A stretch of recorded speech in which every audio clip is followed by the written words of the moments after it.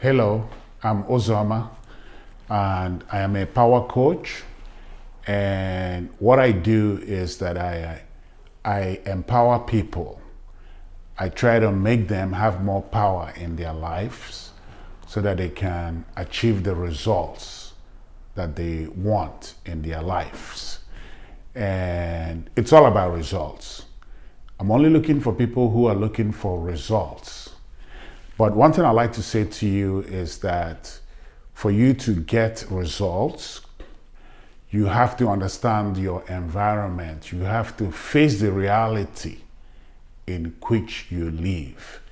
Because if you can't face that reality, there's no way you're going to be able to alter the reality. And I'd like to give you an example.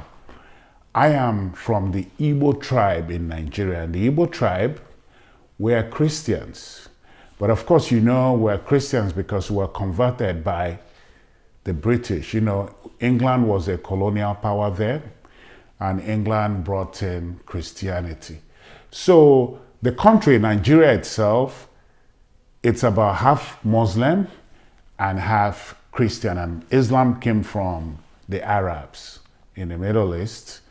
And Christianity came to us, those who live in the South, from the British. And basically what happened is that the British were able to get the people who live in the South to become Christians because they didn't have Islam. Because apparently the British had problem converting the Muslims to Christianity, because Islam and Christianity are rival religions. Probably from historically, you probably know there were crusades, and in the crusades, the Christians try to turn it over the Muslims. But anyway, the point I'm trying to make is the reality you live in has a very, very strong impact in whether you're going to have power or not.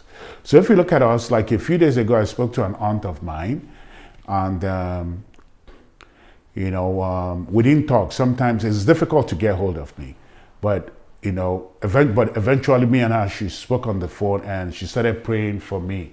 And I was listening to her, she was praying, and in her prayer, she was calling Jehovah, which is the Hebrew God or the biblical God, but she also called the Igbo God, which is Chukwu and Chineke. She called all of them, and she closed the prayer in Jesus' name.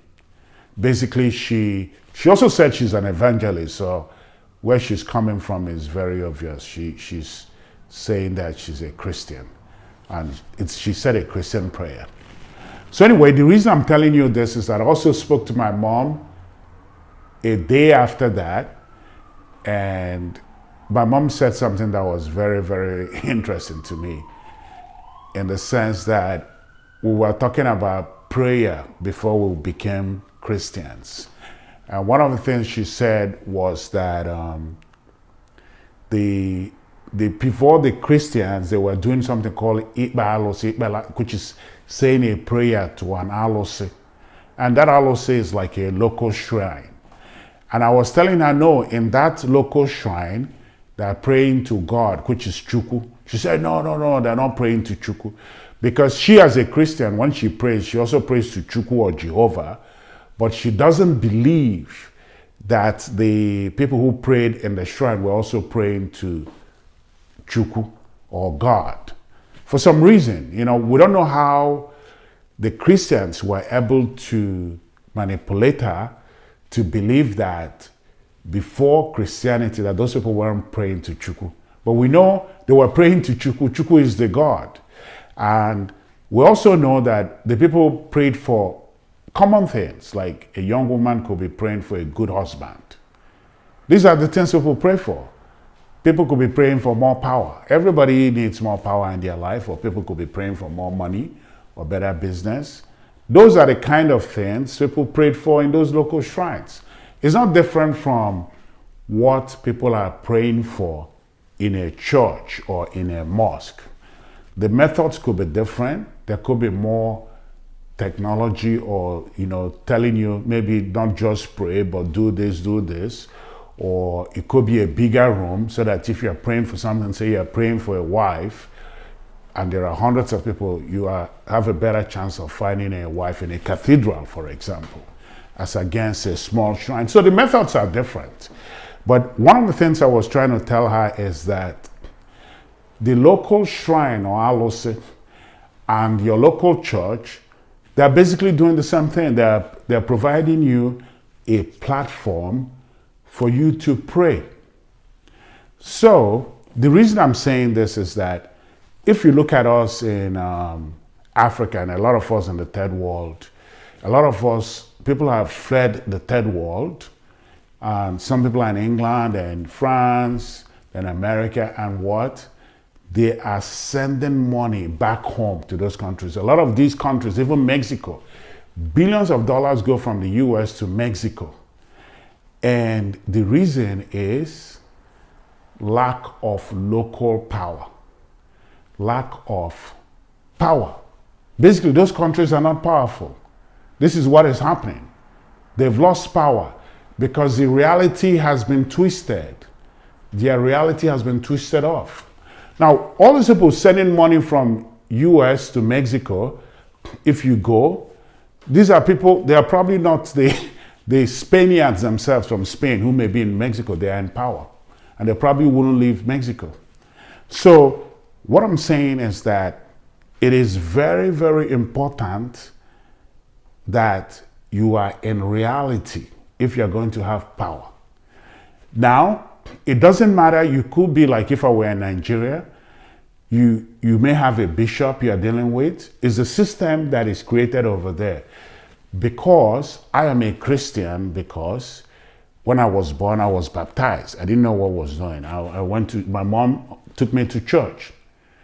And there's a relationship, strong relationship between the church and the schools. The teachers, they were all Christians. There's no teacher who is saying, oh, I'm from Alose or from the local shrine. I didn't see one. Maybe you saw one, but I didn't see anybody. Even if there were any, they will be in the minority and they'll be looked down upon.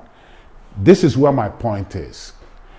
They will be looked down upon, okay?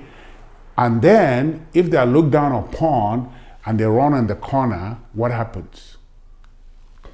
They lose power. So, if you go to Nigeria, sometimes you see the masquerades. These masquerades are powerful because they are not running in the corner. They have a cane, even flogging people. Some of them have staffs. They put the staff down and shake it like that. They make a lot of noise. So what I'm trying to show you is some of the ways with which you can gain power. You want to be able to put your stake down and shake it. This is the way you have power, and not be able to be chased and become a minority or run away to the side. You don't want to be able to be forced to be on the side. You want to be able to put your stake and shake it. Okay? But of course, this is not the whole story, but I'm trying to tell you that if people are able to go, if you have a local shrine or local business or whatever you're doing, and people are going to go and denigrate you and tell you, oh, you are nobody or you are nothing, and you believe it, then you've lost power. You have to reverse it. End of story. You have to reverse the things that diminish you in your life. And you have to reverse the people that diminish you in your life so that you can have power. So send me comments below. I'd like to give you a free session on how to have much more power in your life, regardless of if you're a Christian or Muslim or you're a Buddhist or whatever, regardless of if you're a professor of mathematics or of medicine. Everybody will need more power to express themselves, to see what they want in the world to happen. Thank you.